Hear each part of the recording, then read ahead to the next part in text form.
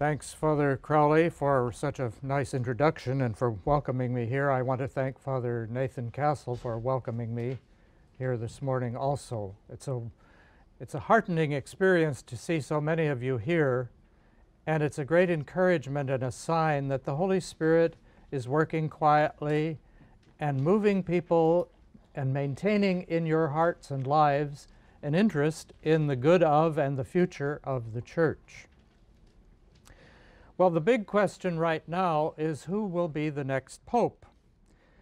And all reports seem to indicate that the cardinals in Rome are very deeply concerned about the scandals in the Church and about finding a remedy for this. But they are also concerned about two other things, about papal government and about reform. Media reports dealing with reform tend to focus on clerical celibacy, on the ordination of women, and on the reform of the curia, understood as putting things back where they were or putting things back in order.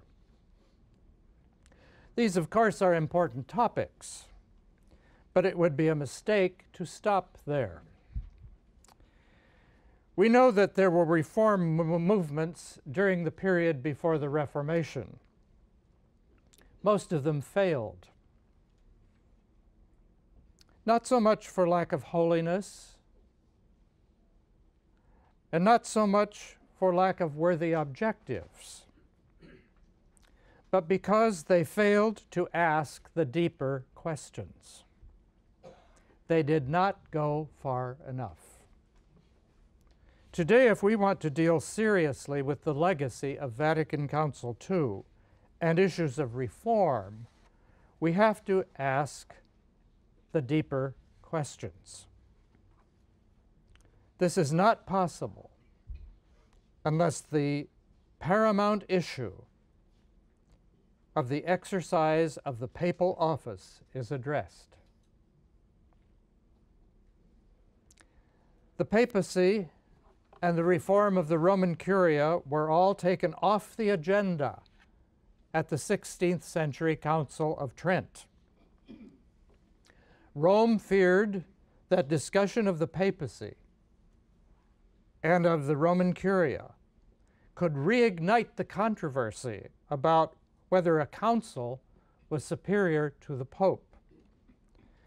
Vatican Council II balanced and corrected the teaching of the 19th century Vatican Council I and clearly located the papal office within the College of Bishops. But it was Pope John Paul II who had the courage and the vision to put the reform of the papacy on the agenda of the Catholic, Orthodox, and Christian churches. In 1995, he called for a wide discussion of the exercise of the primacy, and he did so in an encyclical letter with the title Ut Unum Sint, that they may all be one. And in that encyclical, he forthrightly wrote, "I am convinced that I have a particular responsibility to find a way of exercising the primacy, which, while in no way renouncing what is essential to its mission, is nonetheless open to the new situation." And then he adds, "Could not the real but imperfect communion existing between us persuade church leaders and their theologians to engage with me in a patient and fraternal dialogue on this subject?" And then he adds the reassuring and refreshing admission, "This is an immense task which we cannot refuse and which I cannot carry out by myself."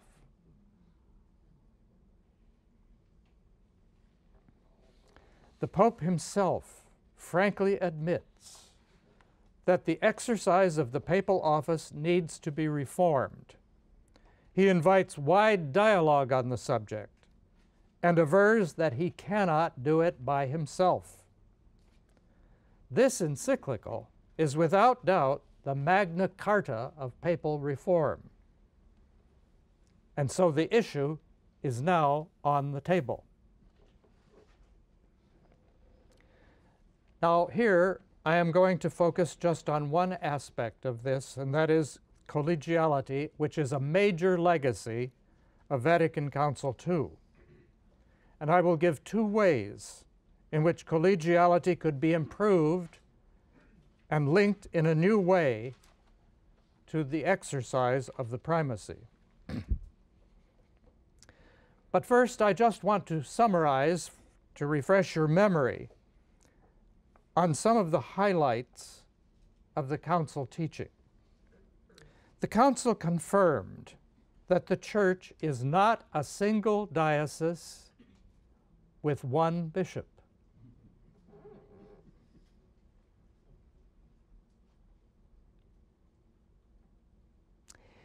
It did uphold the primacy of the Pope, but at the same time it affirmed that bishops are not mere legates of the Pope. And just as the Pope is the successor of Peter, the College of Bishops is the successor of the College of the Apostles.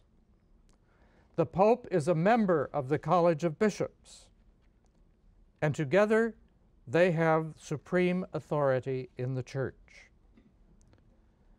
But a very important point in the teaching of the Council is that the collegiality of the bishops with the Pope is not the result of a juridical decree,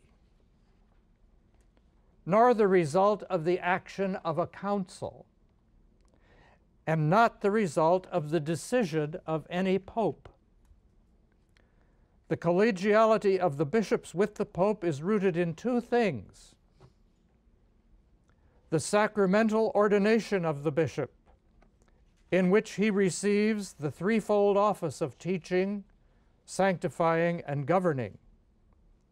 And it is rooted in the doctrinal truth that the College of Bishops is the successor of the College of the Apostles. These are the foundations of collegiality, not juridical decrees. Collegiality is therefore not a passing arrangement, and it is not the invention of Vatican Council II. So this in summary form and in a few words is the legacy of the Council, about which I want to speak now. Well, I would say that a very large number of bishops, even those who are judged to be very conservative, are of the opinion that there is not any real or meaningful collegiality in the Church today. I will illustrate this by just two examples of church life. The first is the appointment of bishops. It is very common, and it has been common for some years, that bishops of the local region have no perceptible influence on the appointment of bishops. The bishops of the region may never have heard the name of a bishop who is sent to their region. Often bishops submit multiple names, and none of them is assigned.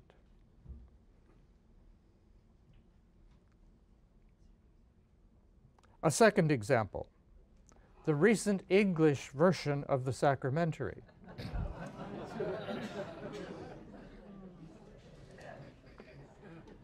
The observations and comments and suggestions of the bishops' conferences had little influence.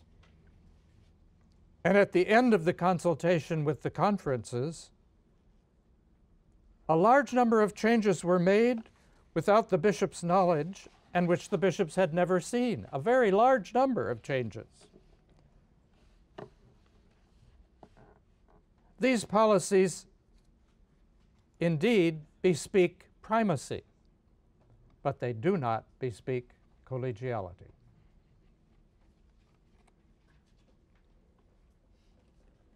If then we ask the question, how could we have a meaningful collegiality in the Church today? I would mention two possibilities, both of which would respond to Pope John Paul's invitation to dialogue about the exercise of the primacy. But notice that both possibilities I am giving come from the ancient practice and tradition of the Church. They are not the drugged dreams of iconoclasts.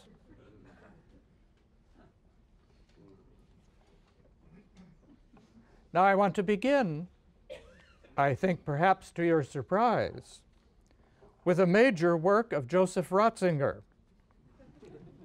entitled Das neue Volk Gottes, the New People of God.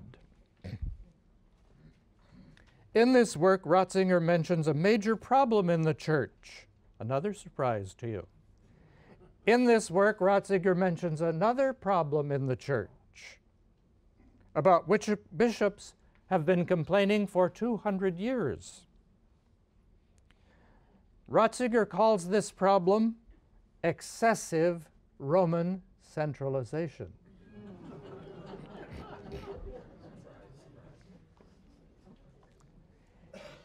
He ties this burdensome centralization to a phenomenon which developed in the second millennium.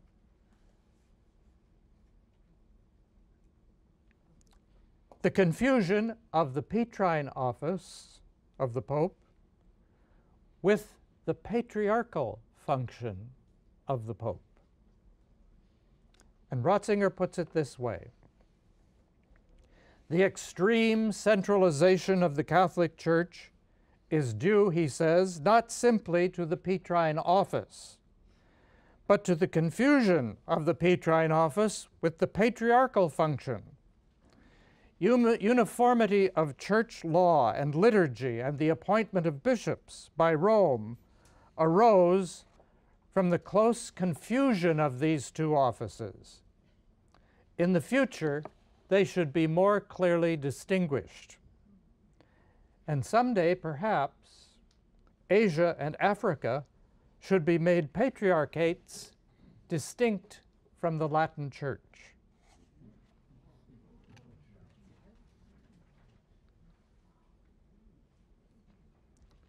Both Ratzinger and the French theologian, a Dominican, by the way, in this setting today, a very great French Dominican theologian, Yves Congar, both Ratzinger and Congar raised the problem created by confusing or joining too closely the Petrine and the patriarchal functions.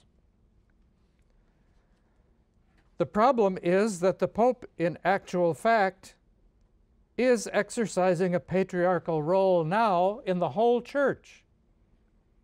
In such vast expanses of the Church as Australia, Europe, Asia, Japan, China.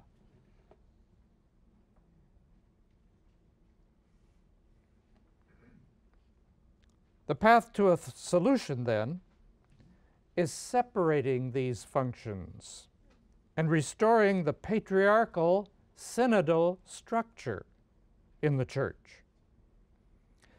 We could say then that one promising way of realizing the legacy of the Council in the matter of collegiality would be to create new patriarchates based, among other things, on the fact that there are two aspects of the papal office: the Petrine function, which has to do with unity of faith and communion, and the other, the patriarchal function, which involves administrative functions such as the appointment of bishops, the determination of the liturgy, the creation of dioceses, and so on. As a matter of fact, however, Vatican Council II did indeed compare modern episcopal conferences with the ancient patriarchates. And the theologian Joseph Ratzinger says about this, unity of faith is the Pope's function. This does not prohibit independent administrative agencies like the ancient patriarchates. There is no doctrine of faith, nor any provision of canon law which would prevent the creation of new patriarchal structures in the Church.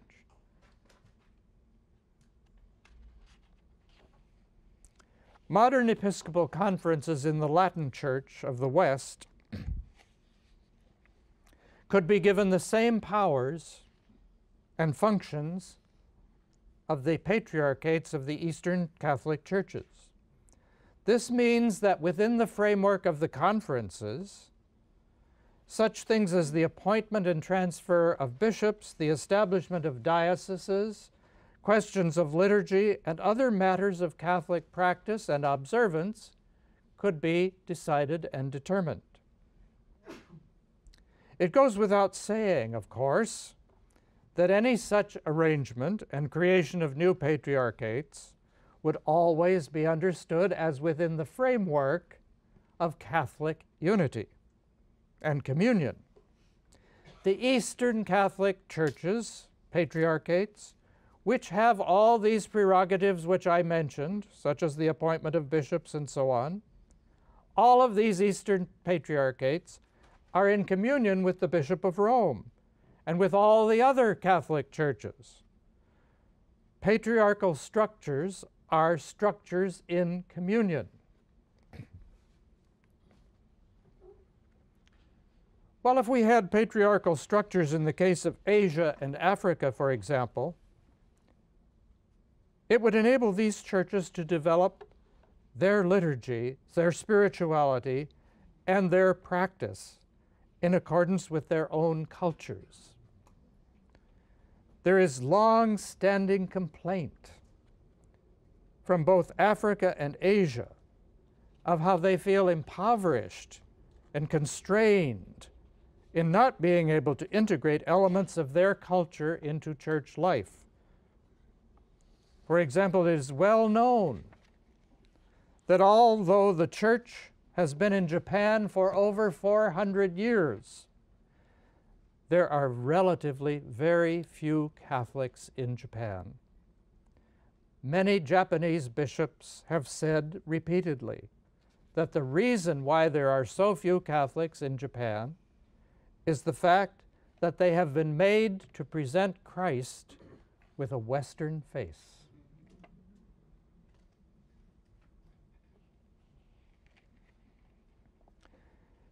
In addition to the idea of conferences as heirs to the ancient patriarchates, there was another imaginative idea for collegial sharing of Pope and bishops at the Council.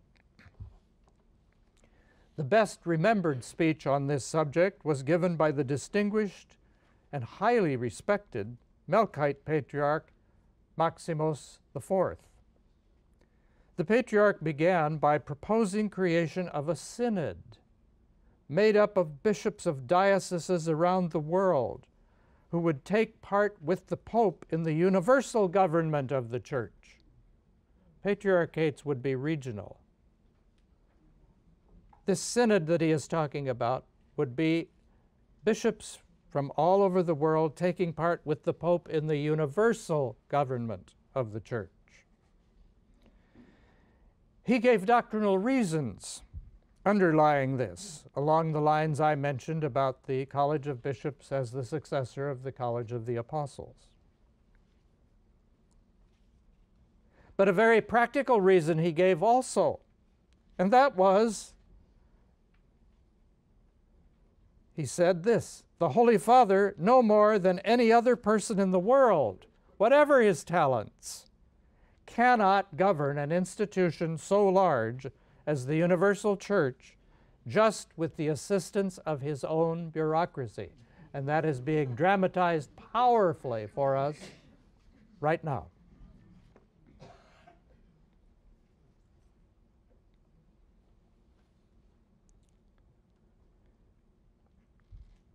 Actually, the idea of a synod of bishops making real decisions with the Pope, what is called a deliberative synod, as distinguished from a consultative or advisory synod, this is not a novel idea.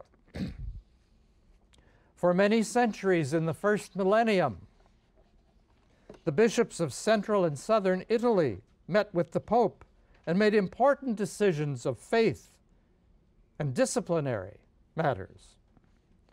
From the middle of the 11th century, during the period of the Gregorian reform, momentous decisions were made in these synods, such as the enforcement of clerical celibacy, the prohibition of lay investiture, and the excommunication and deposition of Henry IV.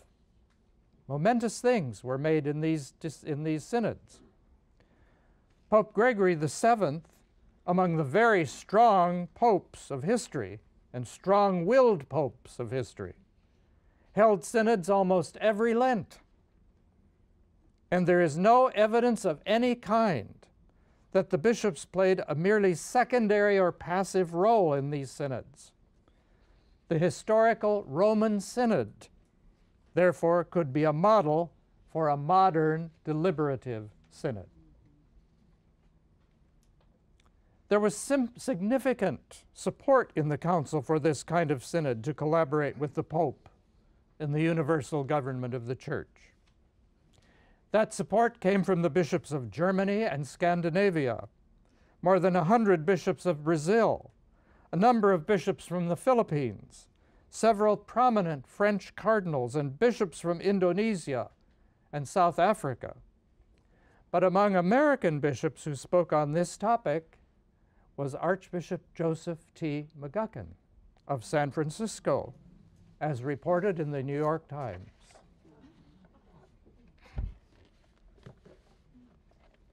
Well, as a matter of fact, Pope Paul VI, on September 15, 1965, formally established a synod of bishops. And when he did so, he made provision for a decision-making or deliberative synod. But to date, 50 years after the Council, no deliberative synod has ever been held. The synods which have been held since the Council have all been advisory synods. But I want to repeat here, in existing church law,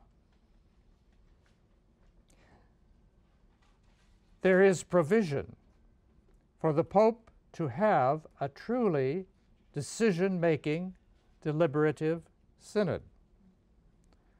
Such a synod would be made up of the presidents of episcopal conferences and of the patriarchs and major archbishops of the Eastern Catholic churches. In other words, it would be made up of bishops who have the actual day-to-day care of a diocese and who come from all cultures and all parts of the world.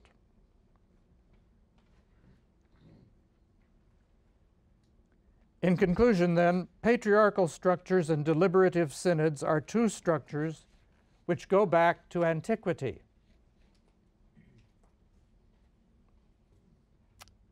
They predate the Council of Nicaea of 325.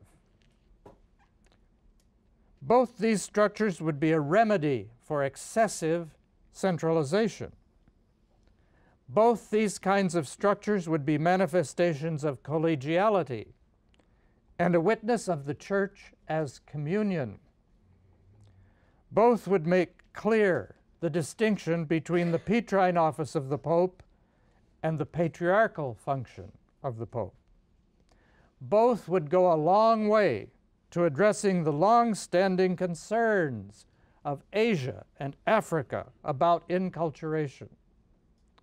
Neither of these structures can be seen as an effort to diminish papal authority, because the Eastern churches have all these structures, have had them from ancient times, and all are in communion with the bishop and the Church of Rome.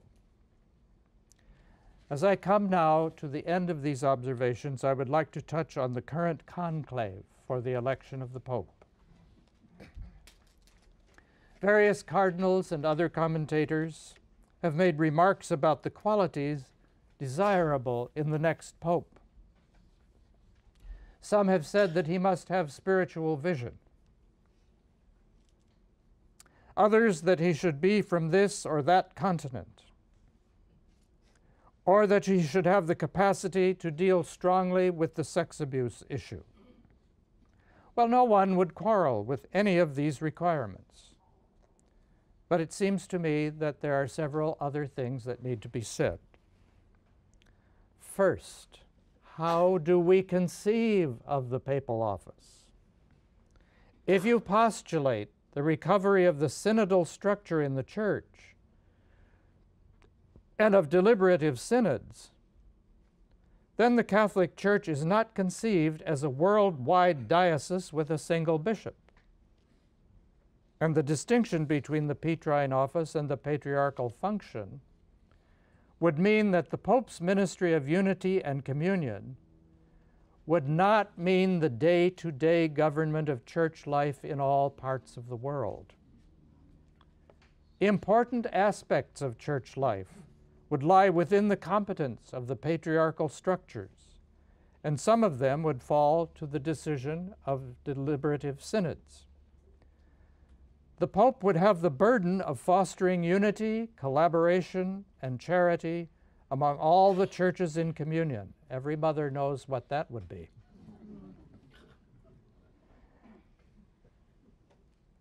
And of course, of intervening with true authority when the situation called for it.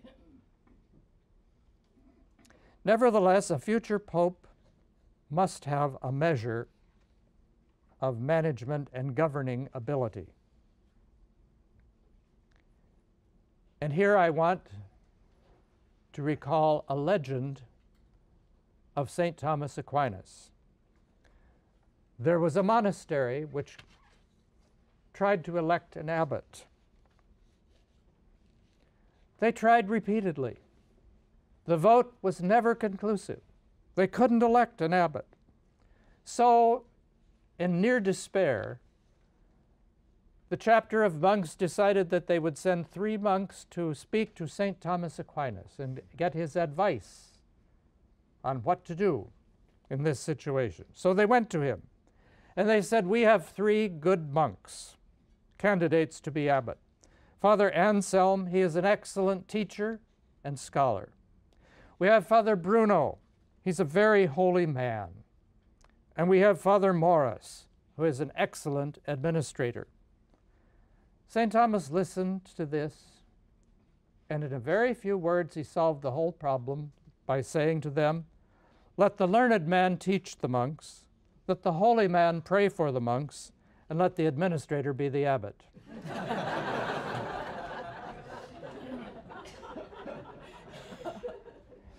In broad terms, this conveys the truth that one virtue is not a substitute for another. The Pope has to have some administrative ability, and holiness of life does not guarantee that ability. Certainly, one of the most important qualities of any leader is the knowledge of one's own limitations. Pope Benedict XVI has given a humble and dramatic example to the Church and to future popes of the importance of knowing limits. Limits not just in the sense of resigning, but in the sense of the need to ask advice, to get counsel, and to seek assistance from competent sources. Well, there is no doubt that very large numbers of Catholics are looking at this conclave with very great expectations. This conclave has potential to be one of the most critical moments in the history of the Church since the Reformation. It is my personal conviction that the cardinals need to see themselves and the whole Church poised at this moment of far-reaching consequences. It's a moment of far-reaching consequences. And these cardinals could profitably call to mind the words of Shakespeare: "There is a tide in the affairs of men, which taken at the flood leads on to fortune. Omitted, all the voyage of their life is bound in shallows and in miseries. On such a full sea are we now afloat, and we must take the current when it serves or lose our ventures."